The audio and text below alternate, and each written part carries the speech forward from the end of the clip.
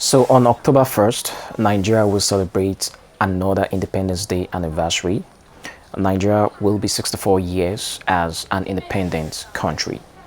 Now, I've been thinking a lot about that, especially having reread George Orwell's Animal Farm. I found it how, interestingly, the central theme of the book mirrors the situation we have in Nigeria.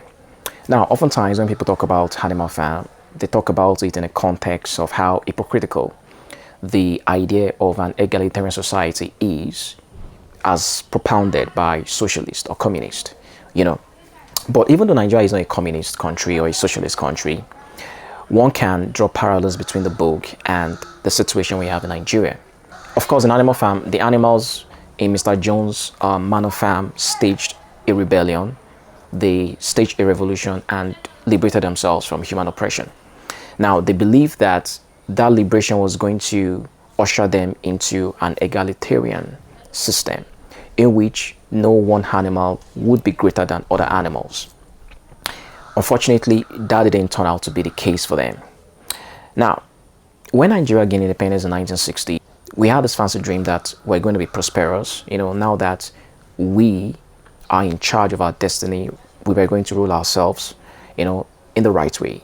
But unfortunately, 64 years now, we cannot say that's the case for us. We cannot say the everyday Nigerian can attest to prosperity of any kind. We cannot say the everyday Nigerian thinks of his country as an El Dorado, so to speak. Now, in Animal Farm, Snowball and Napoleon, they were extremely intelligent, However, they used their intelligence to oppress the people.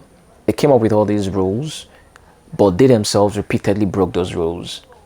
And anytime the animals raised some kind of objection, they gaslit the animals.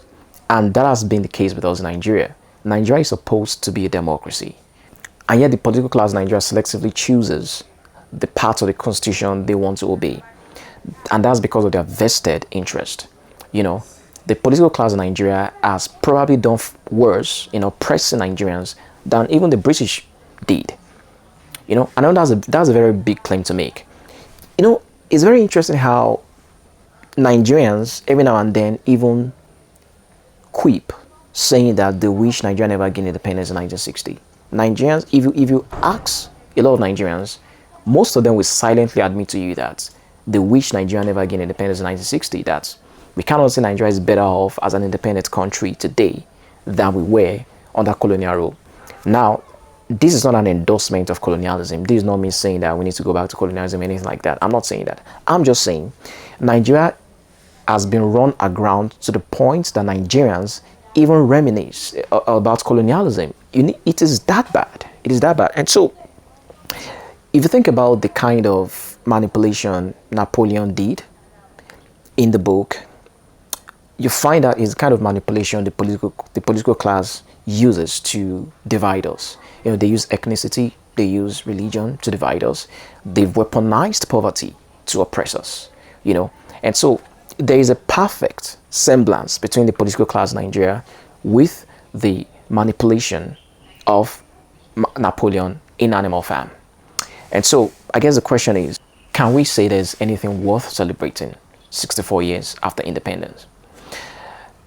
Let me know in the comment section.